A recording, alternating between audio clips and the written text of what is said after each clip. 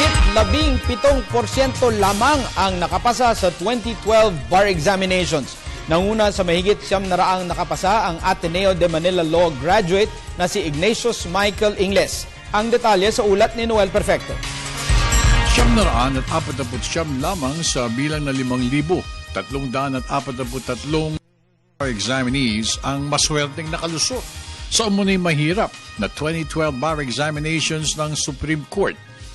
6 na bar examinees mula sa Ateneo de Manila ang kabilang sa listahan ng top 10 bar top natchers, habang 4 naman sa University of the Philippines ang naisama rin sa hanay ng mga pinakamagaling na bar examinees. Pero hindi naman nagpaiwan ng kaisa-isang taga Aquinas nang masungkit nito ang ikapitong pwesto ng listahan ng bar top natchers. Ang Arnea na si Ignatius Michael Ingles ang nakakuha ng top post nang umiskor ito ng 85.65%. Agad naman sinundan ng isa pang Arnean na si Catherine King Kay na nakapagtala ng 84.72%.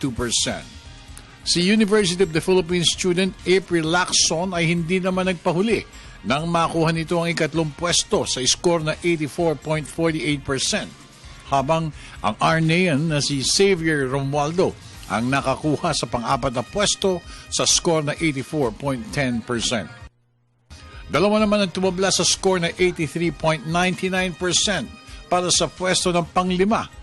Ito ay sina Maria Graciela Base ng University of the Philippines at Jose Machuca ng Arneo. Pang-6 naman si Patrick Salazar ng University of the Philippines nang mapitas nito ang 83.71% score. Ang matikas na nagsolo sa ikapitong pwesto na si Ralph Barcelona ng Aquinas ay humugot naman ng 83.43%. Dalawa pa mga Arnean students ang nakakuha ng pang-8 at pang-9 na pwesto. Si Marvin Lianas ang isa sa nakakuha ng 83.29% para sa 8th place, habang si Carlo Lee ay napunta naman sa ika-9 na pwesto sa score na 83.27%. At ang last but not the least na top natcher na kumupo ng pang-10 pwesto ay si Francis Tio Pianco ng University of the Philippines.